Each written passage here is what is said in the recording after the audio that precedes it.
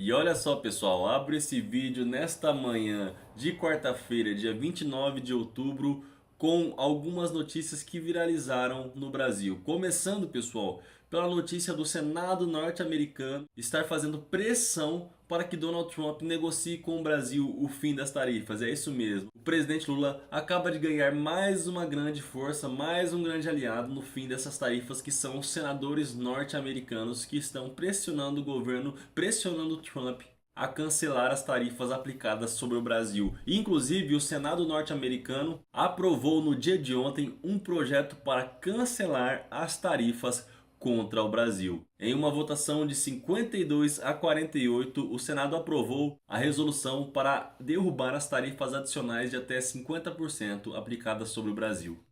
52 votos a 48, porque os republicanos têm maioria no Senado, mas 5 senadores republicanos votaram com os democratas, com a oposição, para aprovar essa resolução. É uma resolução que derruba aquela declaração que o Trump fez, uma declaração de emergência, que ele usou para justificar o tarifaço contra o Brasil. Notícia boa, né, pessoal? Mais uma força aí para pressionar Donald Trump pelo fim do tarifaço sobre o Brasil. Vai deixando seu like, pessoal, curte o nosso trabalho, precisa do seu apoio, curte esse vídeo aqui para que ele seja entregue a mais pessoas. Se inscreva aqui no canal se você for novo, se quiser continuar fortalecendo de forma financeira o Pix, esse que está aqui em cima. Indo para outra notícia, eu queria mostrar para vocês que o Chupetinha apareceu em um novo vídeo, pessoal, para pedir anistia mais uma vez. Os bolsonaristas estiveram em reunião durante o dia de ontem tentando convencer a maior parte dos parlamentares e principalmente Hugo Mota a pautar a anistia, porém saíram frustrados ao verem a articulação da base governista que conseguiu travar os diálogos sobre a anistia no Congresso Nacional. Olha só o vídeo que ele gravou. Aqui em Brasília,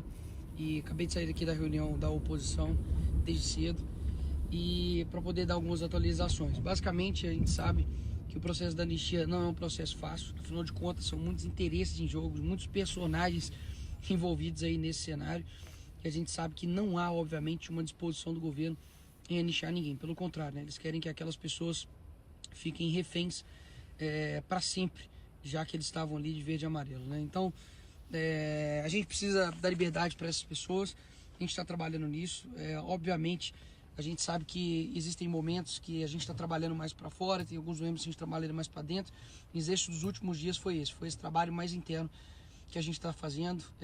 O ano praticamente já está acabando, então a gente está traçando aqui, obviamente, estratégias de ação para poder potencializar o mais rápido possível a anistia, porque ela tem que sair e tem que sair rápido. A cara de frustração do Chupetinha que vocês viram aí é porque a base governista conseguiu travar todos os diálogos dentro do Congresso Nacional. Tudo isso graças à pressão que o povo brasileiro fez às ruas, quando o povo saiu nas ruas em multidão por todo o Brasil contra a PEC da blindagem e contra a PEC da anistia. O que vocês acham? Vai deixando seu like para nos ajudar. E o Eduardo Bolsonaro é outro que não cansa de passar vergonha, pessoal. Ele apareceu em novo vídeo dizendo que não vai ter acordo entre o Brasil e os Estados Unidos se eles não derem uma anistia para o pai dele. Uma anistia ampla, geral e restrita que abrange todo o bolsonarismo, mostrando que ele não cansa de passar vergonha. O Bananinha está desesperado nos últimos dias, foi chutado por Donald Trump, e se ele já não era levado a sério aqui pelas autoridades brasileiras, imagine agora que ele está totalmente isolado nos Estados Unidos. Pode surtar, gravar 10 vídeos por dia que nada vai mudar, nada vai mudar para ajudá-lo. Vocês concordam? Vai deixando sua opinião aqui abaixo. Eu queria mostrar para vocês a situação em que se encontra Jair Bolsonaro e sua defesa. O ministro Alexandre de Moraes está se movimentando dos bastidores, segundo informações do Globo News, e a qualquer momento podemos ter uma decisão sobre a prisão de Jair Bolsonaro. Olha só.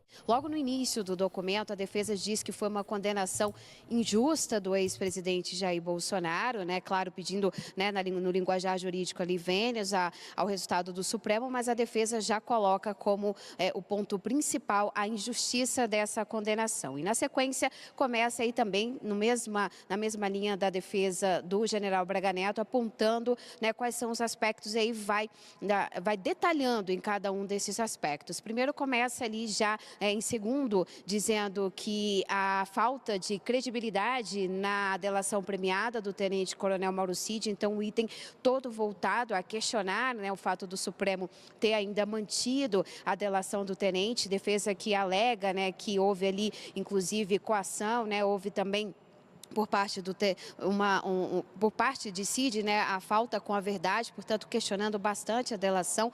Um outro ponto que foi colocado é a condenação do ex-presidente pelos fatos ocorridos no dia 8 de janeiro, dizendo que o ex-presidente não tem nenhuma ligação com os atos golpistas de 8 de janeiro, que, portanto, ele não poderia ser condenado por esses atos. Na sequência, também fala um pouco da falta de participação do ex-presidente em vários fatos da denúncia, como, por exemplo, diz que ele não tem ligação com aqueles planos, né, os planos golpistas, como, por exemplo, o Punhal Verde e Amarelo, também o Copa 22, de que o ex-presidente não tinha ciência, né, do andamento desses planos e que, portanto, não poderia ser condenado, né, por participação e até mesmo organização e liderança desses planos, e segue também dizendo e apontando outros aspectos que foram ali considerados para condenar o ex-presidente Jair Bolsonaro, né, nessa trama golpista. Então, é um documento longo, né, que chegou ali ao Supremo agora há pouco, defesa questionando bem na linha do que a gente vinha comentando aqui, né, Natuza, a respeito até mesmo da junção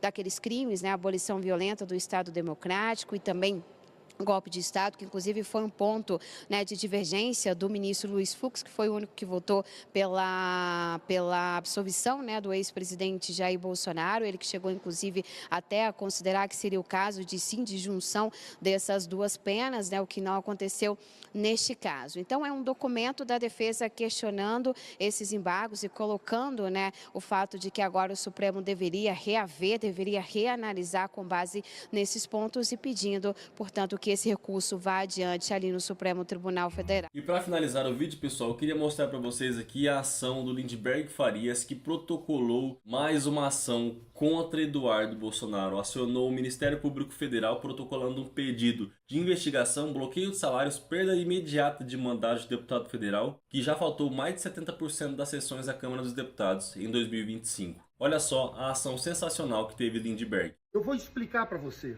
Você sabe que o deputado ele tem que ter 2/3 de presença. Pois bem, Eduardo Bolsonaro, olha, a gente sabe a vergonha que foi a Comissão de Ética arquivar o pedido de cassação contra Eduardo Bolsonaro. Só que a gente não vai dar trégua a esse pessoal.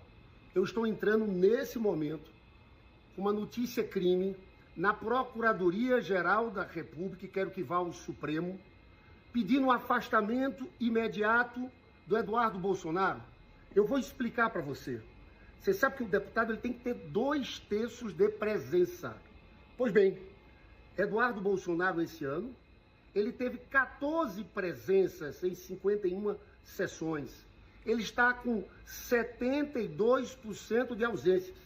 Se ele estivesse presente em todas as sessões até o final do ano, ele não atingiria os 2/3. Então, ele já está cassado. Só que tem um ato da mesa da Câmara que diz que isso só vai ser computado, calculado em março. Esse ato, para mim, é inconstitucional. Ora, ele já tem as faltas, ele já faltou tudo que é necessário para ser cassado. Isso aqui vai ter prejuízo ao erário público, pessoal, porque os funcionários dele continuam recebendo salários, dinheiro público, tem mais. Ele mesmo, o salário dele está bloqueado, foi um pedido que nós fizemos, mas cai na conta dele. Fica bloqueado, mas cai o salário. Então a gente quer, para economizar recurso público, para não ter prejuízo ao erário, e também para fazer que a justiça aconteça agora, já que ele já tem um número de faltas para ser cassado, que a PGR encaminha ao Supremo e o Supremo determine à Câmara dos Deputados que afaste imediatamente Eduardo Bolsonaro do seu mandato, né? Você entendeu, né? Ele vai ser cassado por falta, só que o ato da mesa diz que isso vai ser contado em março. Isso não tem lógica. Isso entra em confronto com um dispositivo constitucional que exige a presença dos parlamentares nas sessões. Nós não vamos dar mole para essa turma não, tá? Se tem uma coisa que me revoltou semana passada, foi a cara de pau desse pessoal de querer arquivar um caso como esse cara que age como traidor da pátria, está fora do Brasil, conspirando contra o Brasil. Vamos lá, vamos para a PGR e para o Supremo, para que ele seja afastado imediatamente. Tá aí a fala do Lindenberg Farias, contando com todo o nosso apoio, que Eduardo Bolsonaro seja cassado já, porque não dá mais. É uma questão de moralidade, responsabilidade e respeito à Constituição. O que vocês acham? Deixe sua opinião aqui abaixo, não saia do vídeo sem se inscrever, compartilhe para nos ajudar. Logo mais eu volto com mais notícias aqui, pessoal. Um abraço a todos e até mais.